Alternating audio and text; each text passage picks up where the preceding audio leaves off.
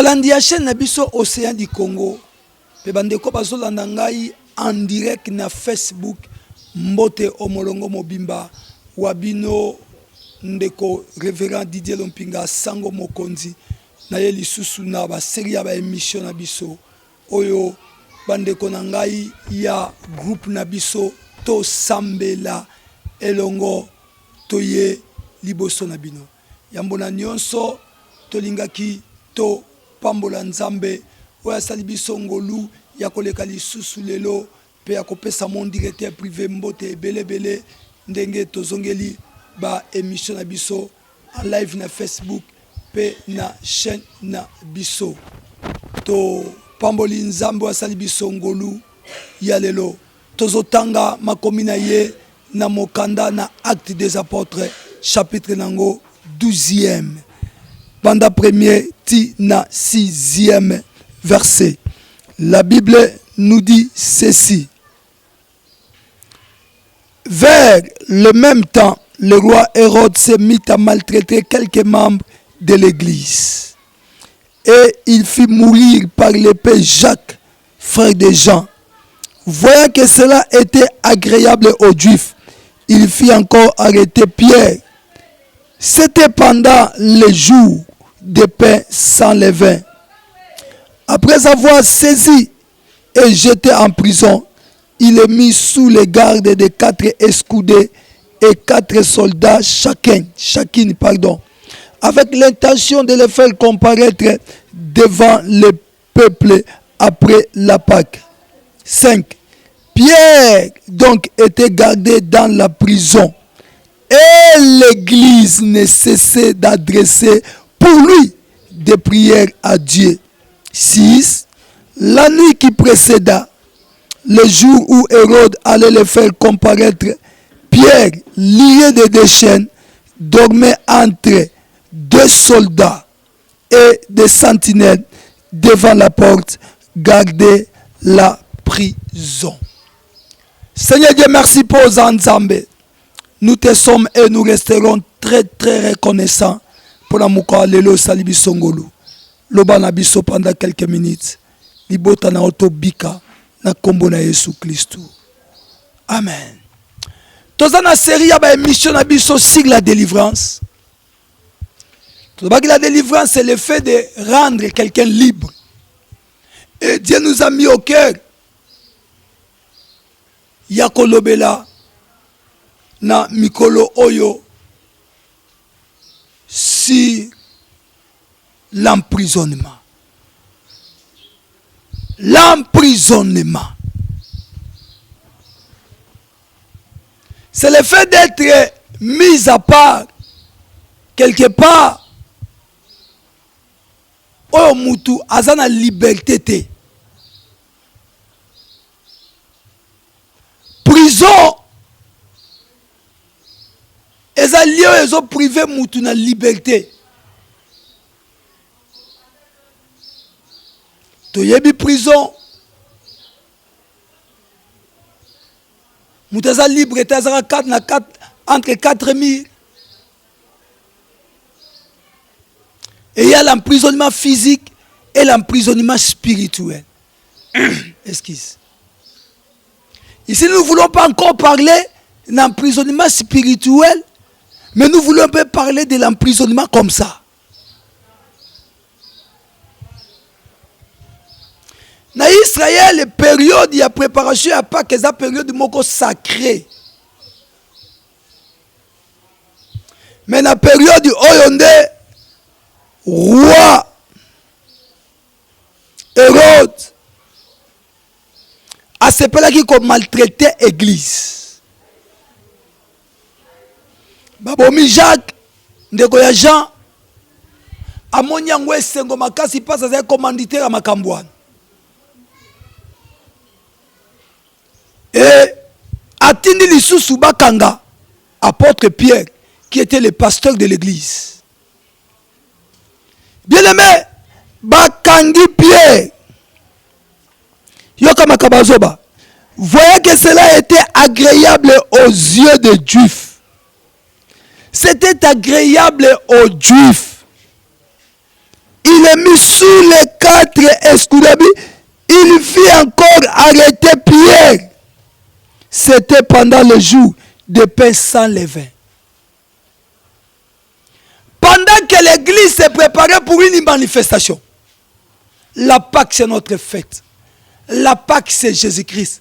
Pendant que l'église se préparait pour la communion, na Christ, on nous dit ceci. Bakangi Pierre, la préparation. Souvenez-vous de l'Exode. Bazo bake, bokolia, nyama ya une année, agneau sans défaut. Et vous les célébrerez avec des pains sans levain.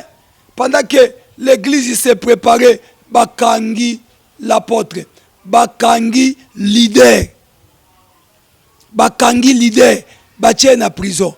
Au lieu qu'il y a Zandengwa, batie sous surveillance. Il y a 4 escudés.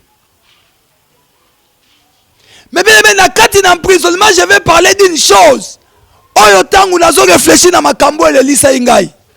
Qu'est-ce que la Bible nous dit? Là, madame, dans verset 4 et 5.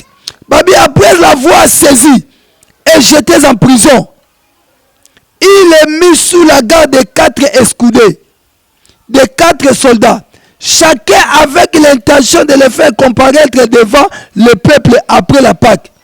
Pierre, donc, était gardé dans la prison.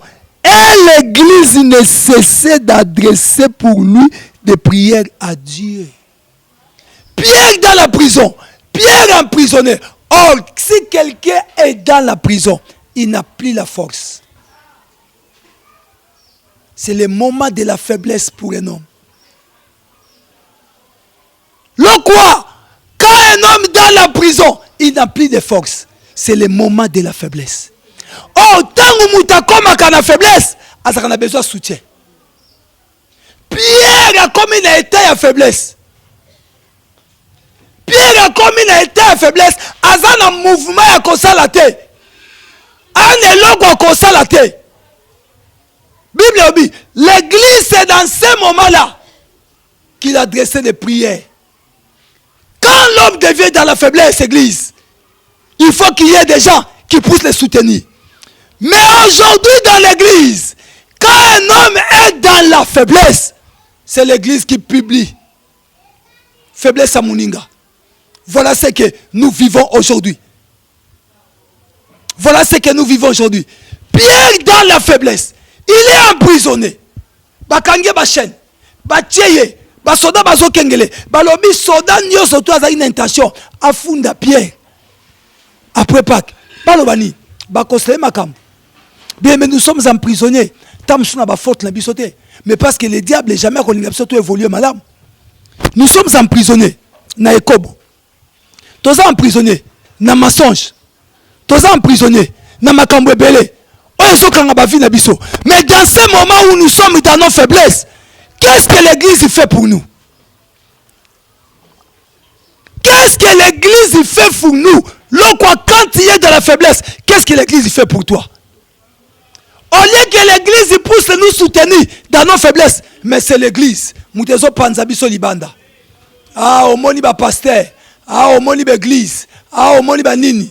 Et comme iti gag, comme on s'accorde en église, na moni mutu lobby, atindi na WhatsApp, et asali gag na e, azo banzambe talaba na yo, na tindeli pasteur na biso film à pornographie, pasteur olabo ya pasteur lobby, tindelanga mususu. Voilà comment on blague avec l'église.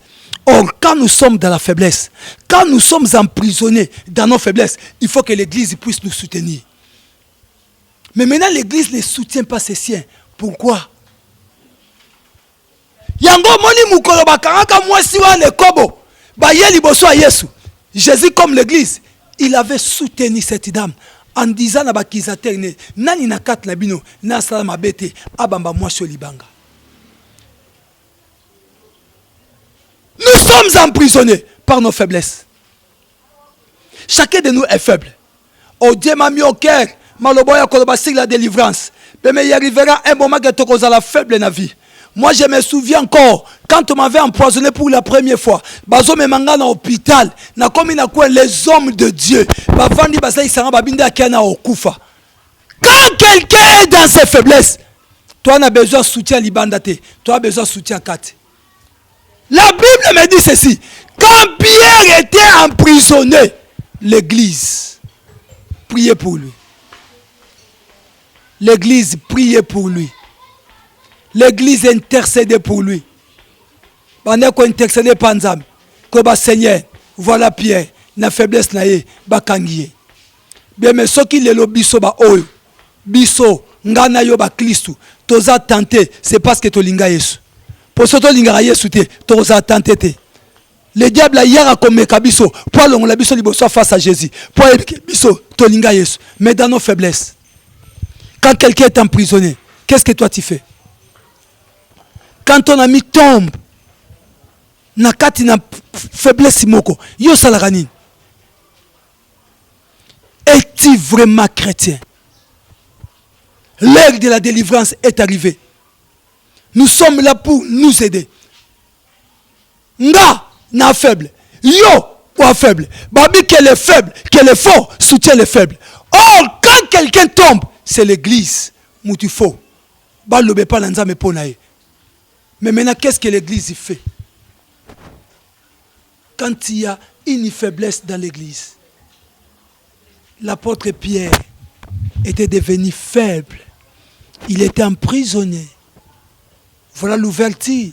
Yamate Onzambatina Mutema, c'est l'emprisonnement. L'apôtre Pierre, dans le bin bakanga politicien, mais n'ebiso moi nanzambe. Un leader. Oh Pierre, tu es Pierre. Sur toi, j'ai bâti mon église. L'apôtre Pierre, à quoi y a qui na faiblesse, na kati na prison. Tant à quoi na faiblesse, bande konaye batika qui était. Bien aimé, konao, na faiblesse. Combien de fois yo critiqué bande konao, na faiblesse. Na moment faiblesse bande konao, dès le moment où yo profitera pour le bambé pour na bango. Mais l'église ne cesse d'adresser des prières pour nande konabango. Souvenez-vous encore, Moïse était devenu faible. Maboko lembaki, mais to moni batu moko mi balé baye. Tango batomboli maboko likolo ya Moïse, maboko na bango pe lembaki, mais balobi non. Toko tika ndeko na biso te parce que sa bénédiction en dépend. Notre bénédiction en dépend na makamba do sa. Bandimi maboko na bango eza lié na maboko ya Moïse. Bandimi bakanga bango maboko tombo ya likolo. Eza signe ya koloba que nous mourons ensemble, nous vivons ensemble. Bien-aimé, quand ton frère a faible, pourquoi tu les critiques? Faiblesse à muninga na yo, yonde mutoko bomba yango. Na yo kana mwana to mona te nia usoka salisel akenda ko kundango. Alinga te ba mona salité na ye. Mais pourquoi l'église? On a un exemple là. Tout un exemple la Bible, nous sommes des biblistes. C'est dans la Bible qu'on nous dit quand Pierre était devenu faible. Tangu Pierre a quoi ça mis dans ma baie. Tangu Pierre Satan kangiye. Tangu Pierre vineze sous malamute. Tangu Pierre makambezo simbate azaki na besoin de délivrance. Mais délivrance à Pierre et bandaki une église bazo sambela pona ndeko na bango.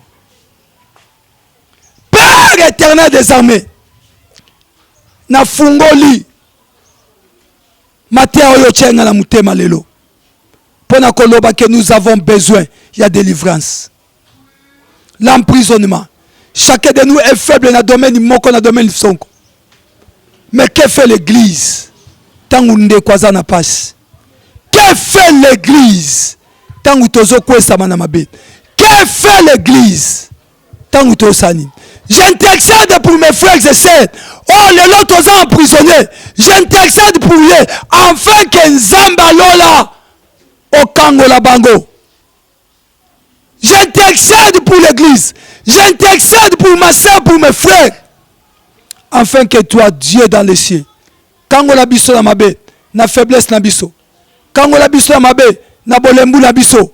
Kangola église. Parce que Zanzambe. Kangola église. À la place, Yakotonga, mais n'adresser prière et pas inayo, parce que yomo yoki lo sambo, yoka lo sambo nangai, na kombo na Yesu, ndeto bonde lipoe. Amen.